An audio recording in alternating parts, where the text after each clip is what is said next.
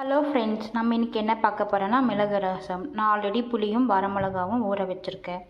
இப்போது மிக்சியில் அரைக்க வேண்டியது என்னென்ன பொருள்னா, மிளகு 1 ஸ்பூன், ஜீரகம் 1 ஸ்பூன், தனியா 1/4 ஸ்பூன், இந்த மூணுத்தையும் சேர்த்து மிக்சியில் போட்டு அரைச்சிட்டு வரணும்.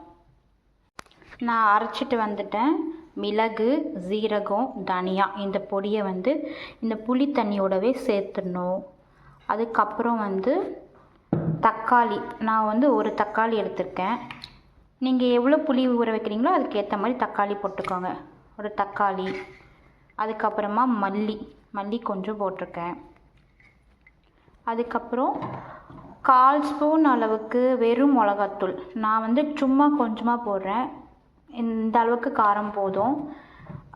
அதே 1/4 ஸ்பூன் அளவுக்கு மஞ்சள் தூள்,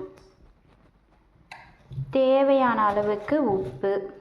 நான் 1 ஸ்பூன் போடுறேன், நீங்கள் பார்த்துட்டு போட்டுக்கோங்க. இல்லை 1.5 ஸ்பூன் போட்டிருக்கேன், நீங்கள் பார்த்துட்டு போட்டுக்கோங்க. அதுக்கப்புறம் பெருங்காயத்தூள் கொஞ்சோண்டு. இப்போ எல்லாத்தையுமே போட்டு கரைச்சி வச்சுருக்கேன். இதை தாளிக்க போகிறேன். அது எப்படின்னு பார்க்கலாம் வாங்க. இப்போது கடாய் வச்சு நான் 1 டேபிள் ஸ்பூன் அளவுக்கு எண்ணெய் ஊற்றிருக்கேன். இந்த எண்ணெய் சூடான உடனே இதில் நான் இடித்து வச்சுருக்க 2 பூண்டு, அந்த பூண்டை இதில் சேர்த்துக்கிறேன். இப்போது பூண்டு நல்லா பொரிஞ்ச உடனே கருவேப்பிலை போடுறேன். இப்போது கருவேப்பிலையுமே நல்லா பொரிஞ்சிடுச்சு.